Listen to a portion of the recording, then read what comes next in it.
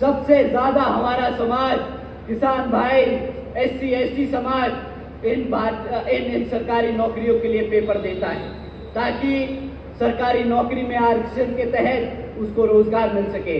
परंतु ऐसा कोई पेपर ना हुआ जो लीक ना हुआ और इनको बहाना ना मिल गया वो सरकारी नौकरियों को रद्द करने का। साथियों, जब हम सवाल करें तो इनसे जरूर पूछिएगा कि पेपर लीक की खबरें जो हमें आए दिन सुनने को मिलती है उसका क्या इनके पास इलाज है। साथियों, कोई भी ऐसी सरकारी डिपार्टमेंट नहीं बचा जहां पर जिसकी भर्ती की दोनों ही पार्टियां हमारे बच्चों के भविष्य के साथ खिलवाड़ कर रही है। एक तरफ सरकार में रहकर ये पेपर लीक और रोजगार ना देती और दूसरी विपक्ष में बैठकर आपके बच्चों के लिए आवाज नहीं उठाती। अब आप ही बताइए, आप ही बताइए, इनमें से कोई भी पार्टी को भीमराव अम्बेडकर जी के मानवतावादी एवं आत्मसम्मान व स्वाभिमान के मूवमेंट के कारवां को अपने आजीवन त्याग, तपस्या व कड़े संघर्ष के जरिए नई राजनीतिक ऊर्जा, शक्ति व पहचान दी है तथा उत्तर प्रदेश जैसे विशाल व महत्वपूर्ण राज्य में 4 बार बहुजन समाज पार्टी के नेतृत्व में सरकार बनाकर खासकर बहुजन समाज के लिए एक ऐसी मिसाल है जिससे प्रेरणा लेकर करोड़ों लोग यहाँ आज हरियाणा में भी सामाजिक परिवर्तन व आर्थिक तरक्की के विभिन्न कार्य से जुड़े हुए हैं। इतना ही नहीं बल्कि मैं खुद भी उनके इस नेतृत्व से प्रभावित होकर BSP मूवमेंट से जुड़ा हूँ और उनके पदचिन्हों पर चलकर इस मिशनरी दायित्व, कर्तव्य व फर्ज को अपनी आखिरी सांस तक निभाने की पूरी कोशिश करता रहूंगा।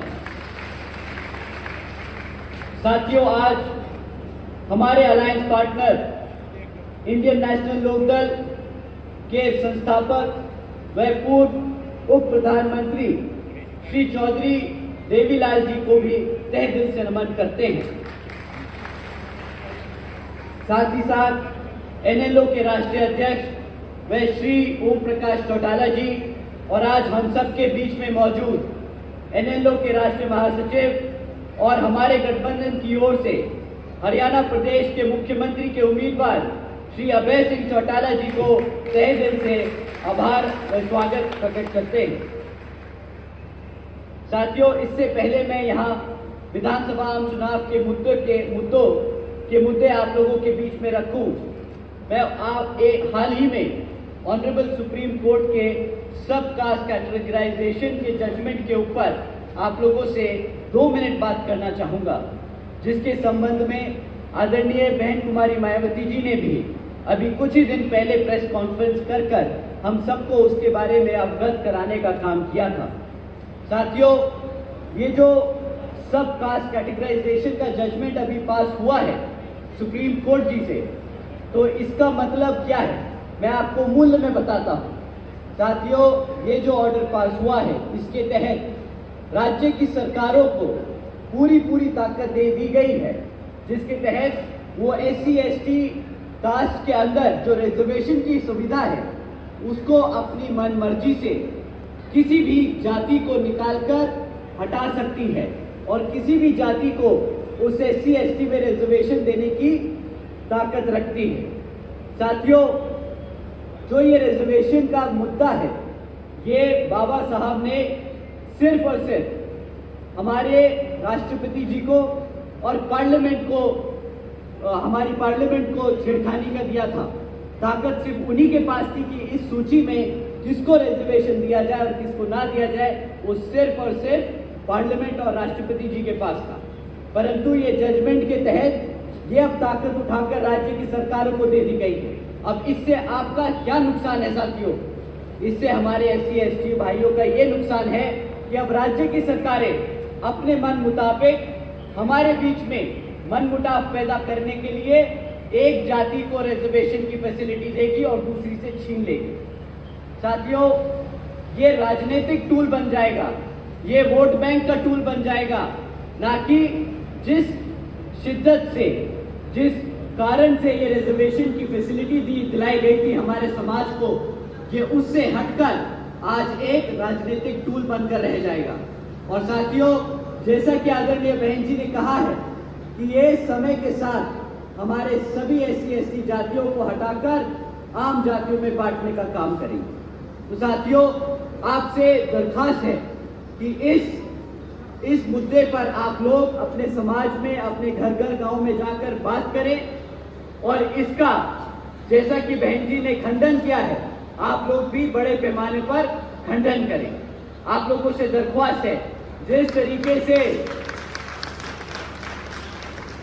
तरीके से अंग्रेजों ने भारत को बांटा था, उसी तरीके से ये कांग्रेस और भाजपा की सरकारें हमारे SC/ST समाज को बांटने का काम करेंगी। इसके जरिए साथियों, ये लोग जो अपने आप को संविधान के रक्षक बताते हैं, उन्हीं के वकीलों ने सुप्रीम कोर्ट के सामने खड़े होकर इस पे हामी भरी थी। साथियों, यही है आपके असली गुनहगार, यही है आपके दुश्मन जो आपको अंदर से खोखला करने की कोशिश कर रहे हैं। तो साथियों, आपसे दरखास्त है कि इसका खंडन करें, इसके चक्कर में ना पड़ें। और जैसे आदरणीय बहन कुमारी मायावती जी ने कहा है कि इससे हमारे समाज को बांटने का काम किया जाएगा।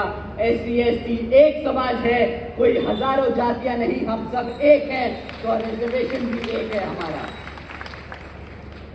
अब साथियों, हरियाणा प्रदेश की बात करते हैं तो पिछले 10 साल से यहाँ हरियाणा में भाजपा की सरकार चल रही है, और अब जब आम चुनाव हमारे सर पर है तो फिर से आपके बीच में आकर ये भाजपा के लोग आपसे आपका वोट मांगने का काम करेंगे। परंतु साथियों, इस बारी आप लोगों को वोट डालने से पहले आपको इनसे कुछ जरूरी मुद्दों पे सवाल करने होंगे। साथियों, मैं आपसे जाति और धर्म के आधार पर सवाल करने को नहीं कहूँगा, मैं आपसे कहूँगा कि आप शिक्षा पे सवाल करें, रोजगार पे सवाल करें, और यहाँ पे आसमान छूटी हुई महंगाई पे सवाल करें। ये 3 ऐसी चीजें हैं जो हमारे घर को, हमारे आने वाले भविष्य को इम्पैक्ट करती हैं। साथियों, शिक्षा के नाम पर जब आपको सवाल करना है तो इनके 10 साल का रिकॉर्ड आज ये कहता है कि पिछले 10 सालों में सरकार ने यहाँ पर 5000 से ज्यादा प्राइमरी स्कूल को बंद करने का काम किया है। एक तरफ हमारे बच्चों की पढ़ने की संख्या बढ़ रही है और दूसरी तरफ इन्होंने हमारे प्राइमरी स्कूल्स बंद करने का काम किया है। साथियों, इतना ही नहीं, बल्कि यहाँ पर हरियाणा में 2200 सीनियर स्कूल हैं, सीनियर सेकेंडरी स्कूल है। आज उनमें हजारों स्कूलों में से ज्यादा प्रिंसिपल तक नहीं है। अब साथियों, आप बताइए कि एक तरफ जहां बच्चों के स्कूल बंद करे जा रहे हैं और बचे कुछ स्कूलों में जहां पर बच्चे पढ़ने जाते हैं वहां पे पढ़ाने के लिए शिक्षक नहीं है, तो अब आप ही बताइए, क्या ये आपके भविष्य से खिलवाड़ है कि नहीं? अब आप ही बताइए, अगर आपका बच्चा अगर पढ़ेगा नहीं तो क्या अपने पैरों पर कभी खड़ा हो पाएगा कि नहीं? बताइए, हमारी माताएं बैठी हैं, खड़ा हो पाएगा कि नहीं? जब अपने पैरों पर नहीं खड़ा हो पाएगा तो क्या करेगा? गुलामी ही करनी पड़ेगी ना इन सत्ताधारी लोगों की। बताइए, तो आपको अब समय आ गया है इनको सत्ता से उखाड़ फेंक अपने अभय सिंह चौटाला जी को, माननीय अभय सिंह चौटाला जी को सत्ता में बिठाने का। साथियों, ऐसा कोई सा महीना नहीं जाता